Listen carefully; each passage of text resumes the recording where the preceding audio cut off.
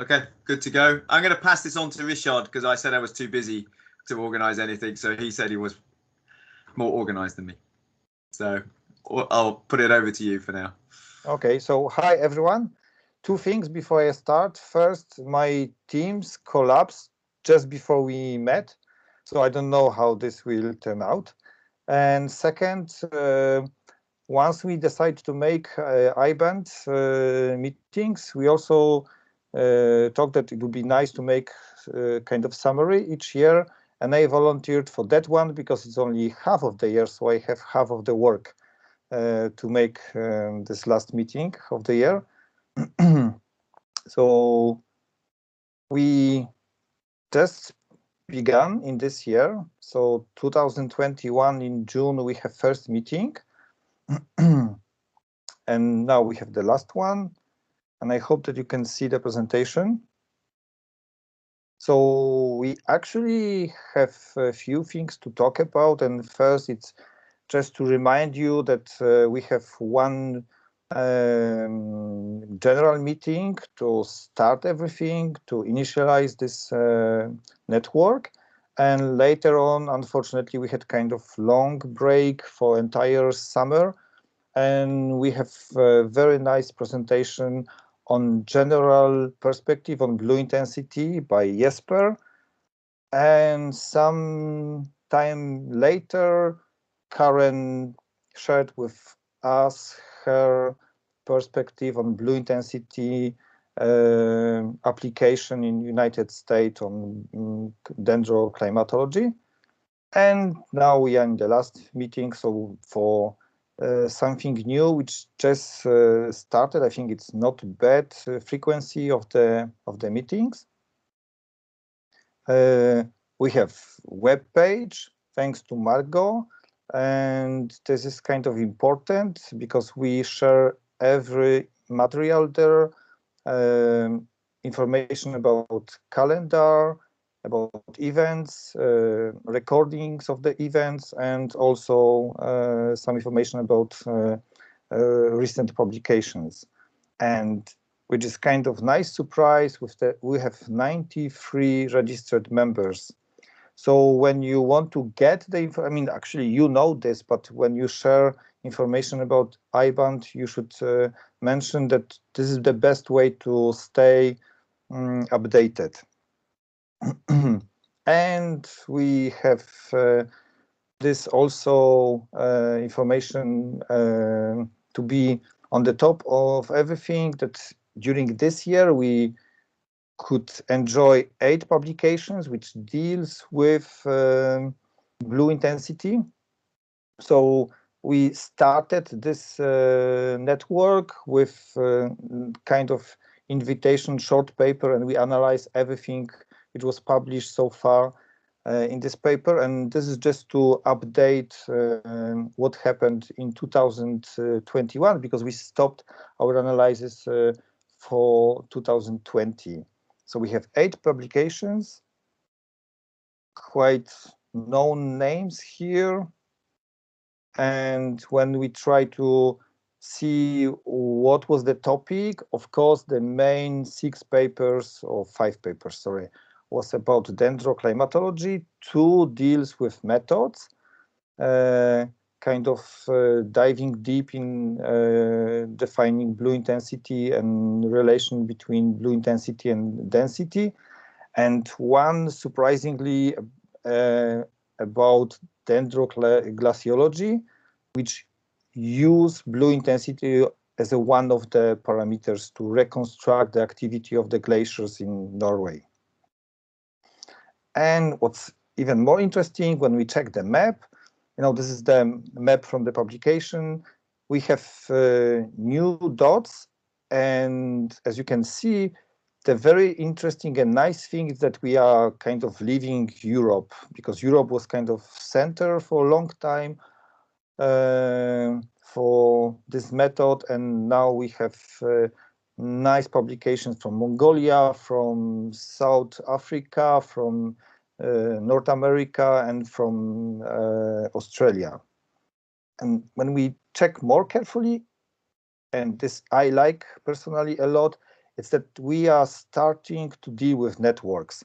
So current work, it's kind of, I guess, first stage of the bigger network. And also this from New Zealand and Tasmania, it's beginning of bigger network of blue intensity applicate for dendroclimatology. So this is short summary of the publications. And also probably we missed something, or you want to share more information about your publication, so contact us, and please, it would be really nice if you want to present one of your publications during upcoming seminars. And don't be mad at us if we missed something here. And the next step is the plans for next year. And we already have few things to announce. So first would be European Dendrological Field Week. This will be May 2022 in Germany. This is associated with TRACE, and kind of as a kind of tradition, we will have blue intensity groups. So for the beginners, it's good way to learn how to apply blue intensity, and we go there from the beginning of the sampling to presentation. So it's covering like everything, each step. So of course during TRACE we'll have, I would say of course, but yeah, this is also kind of tradition. So we have blue intensity workshop, and this will be also May. This two events are not announced yet, but probably next week. So next week we will learn more. I talked with Achim, and he said that they are ready to launch the website about TRACE 2022. And 1 month later, there will be Emeridendro 2022 in Montreal, Quebec, Canada. And there is plan to make workshop there on blue intensity. This is supposed to be announced already, but I personally had problem to find any information online. I don't know if I am not able to find it or something happened to their website. So we already know that in the first half of the year, we will have good opportunities to share our knowledge about blue intensity with students. And we have also a seminar already planned for February 2nd. And this will be very nice talk about method and how to deal with subfossil wood from lakes and how to overcome the coloration problem. And if you know publication on Feng Wang, you know that they are doing very good job on dealing with this differences of the color from the living wood to subfossil wood. So you are very welcome to join us. And again, if you want to make seminars and share your knowledge with us, it's very nice if you sign up for seminars. It's important to mention here that we had two very professional done presentations. This looks like the same caliber of presentation, but we want to have more simple talks, just sharing ideas with us, what you want to do, not necessarily what's done and what's published. So keep in mind that as we set this bar quite high by Jesper and Karen work, we also welcome some projects which are in the initial stage, and also even students' presentation. So we don't want to have always very official and very high quality presentations. We are interested in good ideas. And again, for next year, we would like to learn from you what we should do together, and ideas, suggestions, invitations, everything. It's quite welcome, because this is something that we want to do as a community, and we want to share what's important for us, but by us, I mean everybody. There's 93 or even more people who are registered. And that's it. Thank you for your attention, and I wish you Merry Christmas and Happy New Year. Thank you. Thanks, Ricky. Is there anyone out there who wants to potentially put their names forward for next year? We don't need to tie down dates, but it would be good to start getting a list together, and I can put a spreadsheet, and then I can start bullying you in the new year for dates. I mean, I certainly want to give a talk, but probably later in the summer. And Christina definitely has a talk. At least 2. So, so, it will help. And even concept talks with regards to anybody who's playing with new methods, because we're getting a new high resolution system as well. So we're going to be experimenting with all sorts of things over the coming year or 2. And I'm sure other groups are doing this. Alma? Yeah, so we have a project now started a couple of months ago, actually almost last term, and where we want to perform blue intensity from different along the stem in different radii from 3 trees. And we are still at the very beginning of this process. At the moment, we are using this, we extract the resin, and maybe any also suggestions how to work with this material will be. It's not a presentation about final results because we are not at this stage, but we can present what we are working in this project. Project. Do you mean you're kind of doing like a stem analysis, but rather than ring whip, you're doing it for blue? Exactly. So along the stem, and we have different radii for each like discs along the stem for 3 trees. And because we want to see how the density change along the stem and also in all the radii. And so we are really at the beginning, and we are also thinking is it really necessary to do this, to perform the Soxhlet, to pre-treat the samples or not. And at the moment we are doing that, so we are extracting resin. But yeah. What species are you working with? It's pine. It's Silvestris, Pine Silvestris. Pinus Silvestris. So it's easy to guess that it's necessary. Yeah. It doesn't do some kind of extraction. It's not necessarily has to be Soxhlet. Could be just cold extraction. So you put your samples in the can with the solvent, alcohol or acetone. But yeah, it's necessary. I would not say highly recommended. It's necessary. And if you want to learn why, just measure some samples before extraction and compare this with samples that you extracted. Yeah.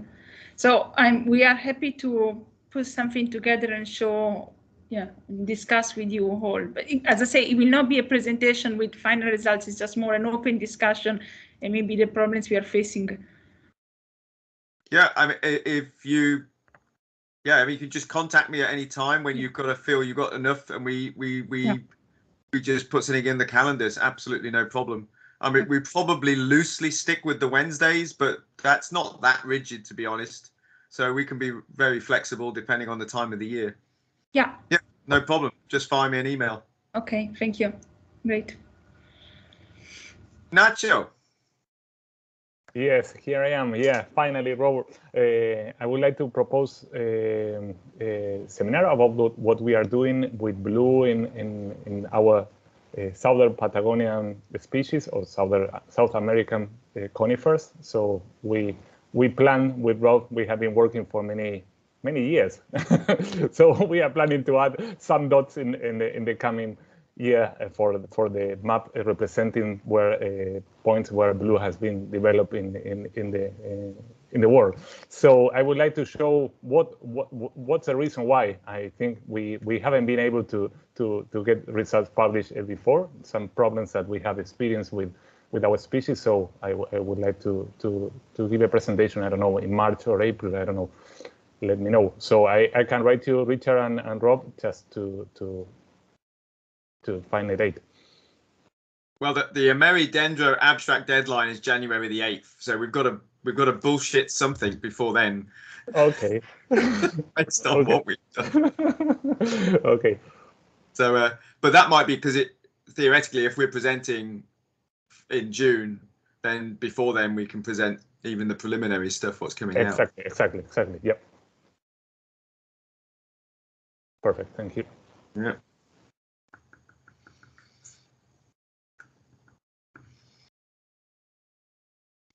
Anyone else?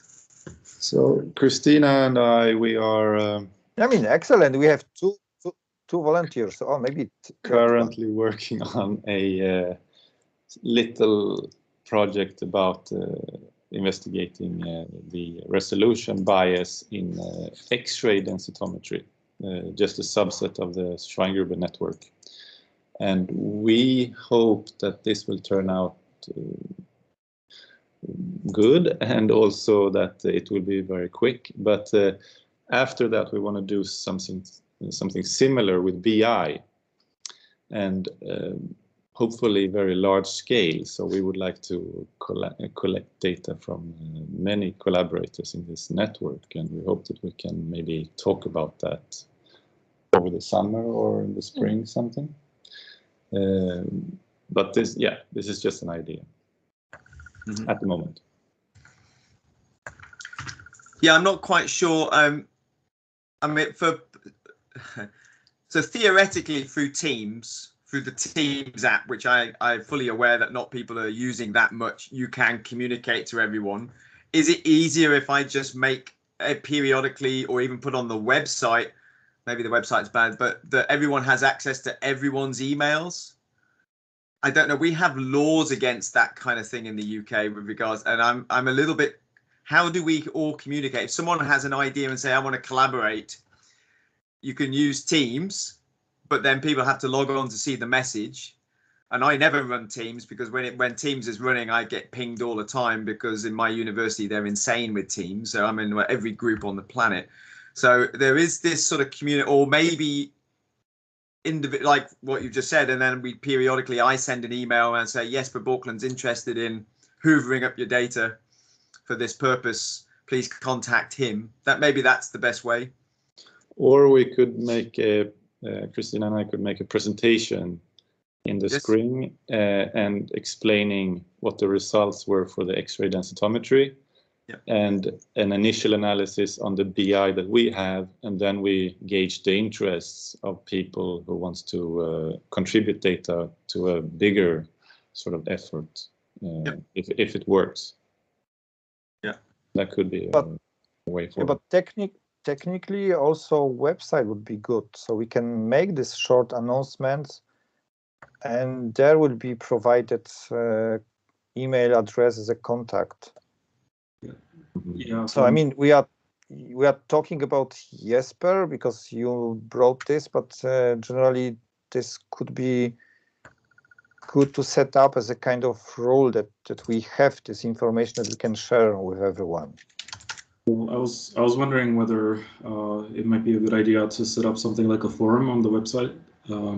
It could be sort of in this direction, but also in relation to general discussions or questions and things people might want to bring up, and then that might be one option of doing it. I'll chat to Mark. This would be also, we can do that. Exactly. I mean, it kind of already exists on the MS Teams, but I get the impression that most people aren't using Teams in the way that it could be used, right? So we have to move on. There's too many of us who are probably dinosaurs with regards to that kind of new tech. So I'll have a chat with Margot. We've got to be a bit careful. I mean, the members' details. I mean, because this is a semi-closed group, that within the MS Teams we can have a link to, then you can see everyone's emails address if you want to then contact them. That theoretically is not public, but it's public for all 93 people within the group. That probably is okay, because by signing up to the group, you've kind of signed up to that kind of thing. So I could do that, but I'll have a chat with Margot, because it would be nice if someone had an idea and a question, they could either email everyone or put it on the website or on MS Teams. Well, I'll have a chat with her to see what is the easiest way to do it, for sure.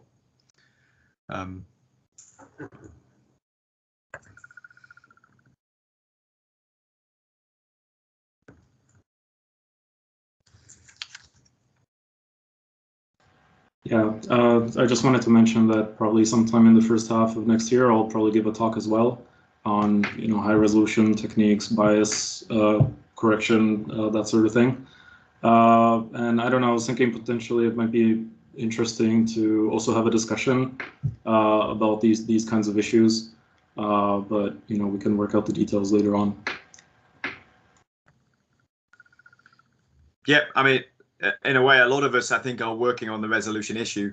So probably the onus is on Jesper to get his paper written before we all move on, and then resolution doesn't become an issue, if you know what I mean. But yeah, that's fine. Yeah, I'll put you down. What I'll do is there's a tab in the Google Doc, and I'll just put all notes in here with people's ideas with general timings, and then we can finalize specific dates as the year progresses. I think that's probably the easiest way. I don't want to put pressure on anyone, but we're all going to be stuck at home for the next 3 months anyway, so you know, we've got plenty of time.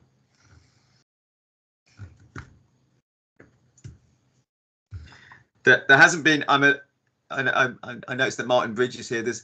If there's anyone doing any historical dating with Blue, I think it would be good. I mean, I'm putting together something, but again, that's going to be later next year, probably almost 2023. But there must be some other groups who are fiddling around with Blue for enhancing dating. Yeah, that's something which we intend to do, but we are about to establish. So we have some, you know, we have now a scanner, we have now Silverfast. So we are not ready for really going into the real work. Let's say we have to establish still the infrastructure, but we intend to do that. We intend to use Blue for dating or for correlation for historical samples. Yes. Mm-hmm. Yeah. And hopefully we will, maybe at the end of next year, we will present something on that. I don't know. I'm not in the stage of promising at the moment. So, yeah. Yeah. I mean, you know, we don't have to swamp the year with talks. I mean, we've got at least 2 Dendro conferences coming up this year, you know, so that probably takes May and June out of the picture. You know, so, you know, around that time. So, and we've got a talk in February already. So I think we've got enough. The workshops, so there'll be similar workshops. I think Richard is running the one in Trace, and then I'm working with Karen on the one in North America for Ameridendro. You know, but again, I would call it, you know, any help from other people who want to help with these things. My university wants us to travel less now. And doing a workshop online is not a lot of fun, so it's you know, we might have to think about these things for the future, as keep it close to home, get the locals to do the workshops. So cool. Anyone else got any issues, questions? Kurt for a moment wanted to say something. Like something to add to the historical data. We do a lot of historical dating using BI with our problematic samples, not the nice and easy going samples. But it would be I would be interested to hear something about the experience with different species, because our experience is that we have good success with spruce, for example, but larch is challenging. So we do not have, so that maybe we should have also look within this discussion of the application of BI in historical dating with these different species. Maybe we could have a discussion round or something like that. And that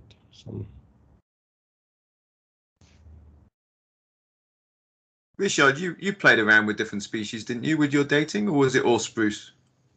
Spruce and pine. Yeah. No any large, unfortunately. But this is a good idea to make kind of discussion, so we can meet, not necessarily have one presentation, but just to talk about something. And looks like this is interesting topic for people. Kurt, can I clarify? When you say you had problems, was it problems that the blue didn't change the results that what you were already getting with the ring width, i.e. it was basically the same, or that the blue didn't work?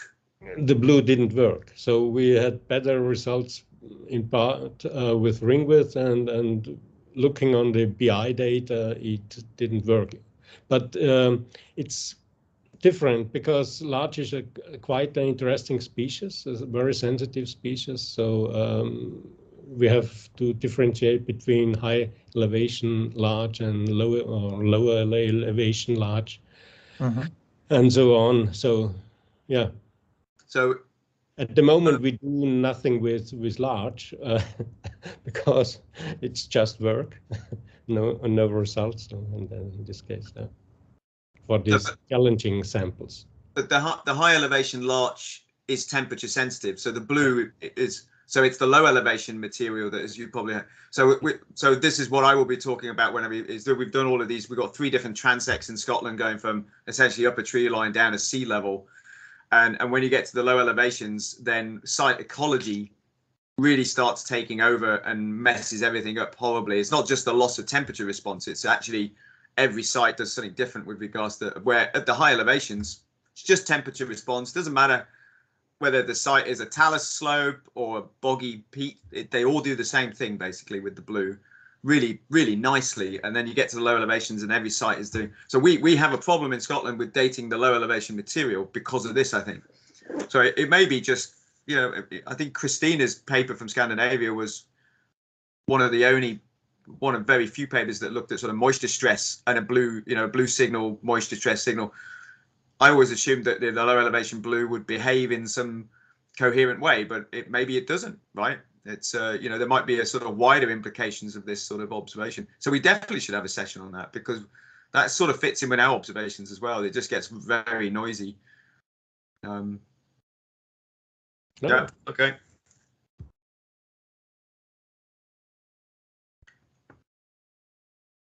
Jack, you got your hand up. Yeah, I was eventually I'm okay for a presentation, but I haven't started anything yet, so it's not probably going to be before a year or so. In my case, I have all the equipment at home because I move all of my lab in my kitchen except the wood. so I have the scanner, I have the crew recorder, wind down row, everything, except I don't have much of the wood samples. So one thing I was wondering, though, I'm doing a lot of things with flood rings, with our kind of changing the density of the early wood and ring porous species. And I'm wondering if anybody has looked at blue intensity with ring porous species. And often during flooding, the late wood has very thin secondary wall, and just kind of, I have a few of this sample at home, so I may try to run that after Christmas just to get a cue. But does anybody look at diffuse porous or ring porous species with blue intensity? Richard can answer that. Yeah, yeah, we did, and we never really published the results, which is kind of shame. It's upcoming paper. Okay, so there's hope then with flood rings. Maybe.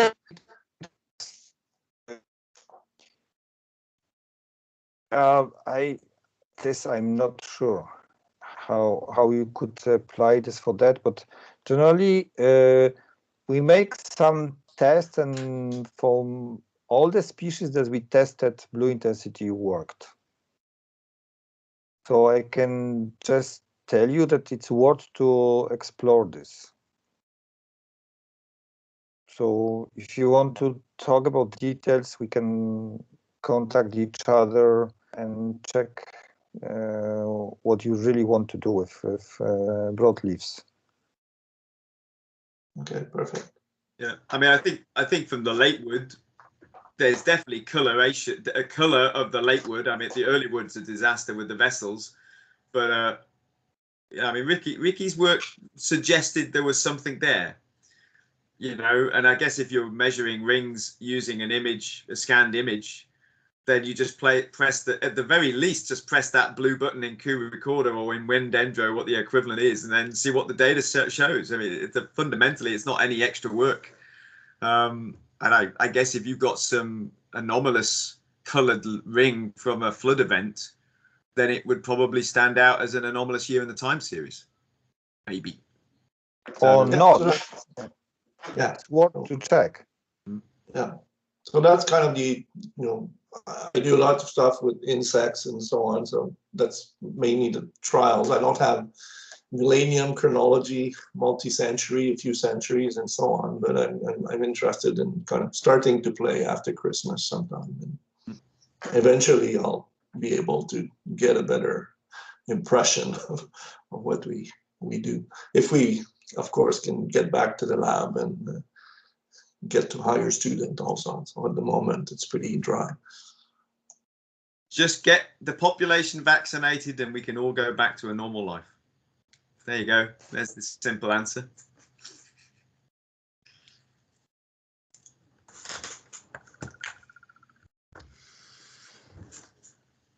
Oh, I'm going to mispronounce your name. Klisch? Yes, it's fine. In fact, I have a question to Richard. Richard, you may remember a quite old project that was initiated by Alan Burras when we look at the individualistic growth response, and there was also your suggestion of the sub-project, which will focus on blue intensity, and we even somehow perform some very, very basic analysis. And do you have any idea what happened then with it? All what I can say is that we need to return to this, and it was kind of put us on standby because we have this few responses. So yeah, but it's good that you mentioned this. So we need to put more pressure on the people who promised us to share data. So I know it's unfair for this who already did, but to make the analysis, the general idea was to have enough data, and actually we didn't have enough data. But could you estimate the number of sites that we already have analyzed? Or it's hard to say. Yeah, from just like that, from the top of my head, I would say that we had 8. So, and you know, the problem was that we had almost the double amount of samples promised by different labs. And in this situation, there is always need for someone who really go from person to person and make a pressure. And apparently me and Alan are not really good on this. Yeah, but I'm really glad that you asked this question, so we'll be better motivated. Okay, so well, in fact, that could be one of the tasks for the next year. Yeah, and I think this would be also a good idea to work in this kind of environment because we can meet and discuss these things. So it's better than just exchanging emails. Okay. But thanks. Yeah, good to set up these tasks for 2022. Thanks.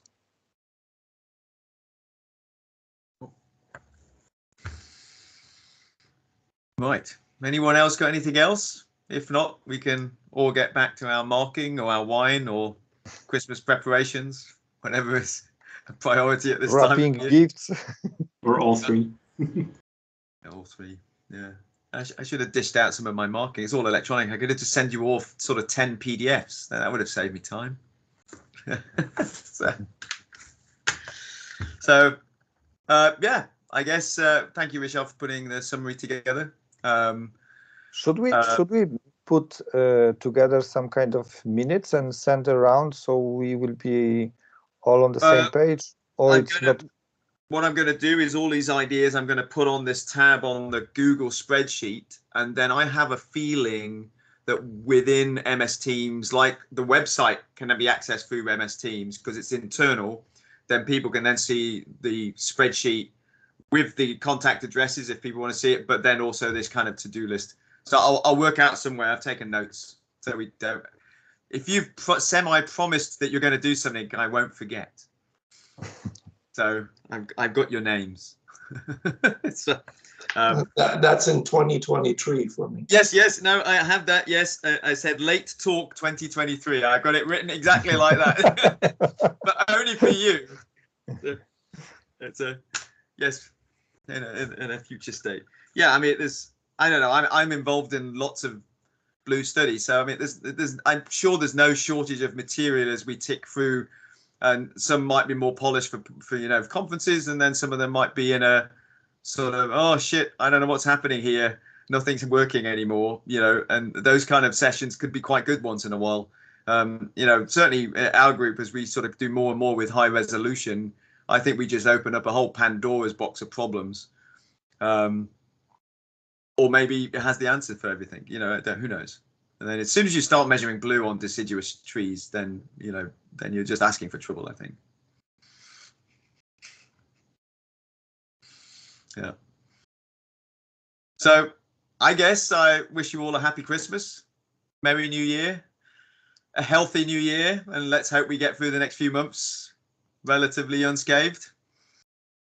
And drink lots of whiskey. It clearly helps. It's helping. The Scottish population has no problems with COVID. Just keep going. So, yeah. Better go then. Right. Well, thank you all for coming. I'll put this recording on the iBand for those who weren't there. I'll send an email around and update everything and so forth. So wish you all a good break, if you can get a break over the next few weeks. And see you, if not before, February the 2nd for the next talk. And I'll send an MS Team link for that talk as well. So it's all in your calendars. Yeah, happy holidays, everyone. Yeah. Thank you. Okay, Right. thank you. See you all. Thank you. Bye-bye. Bye. Bye-bye. Bye. Merry Christmas. So you can stop recording.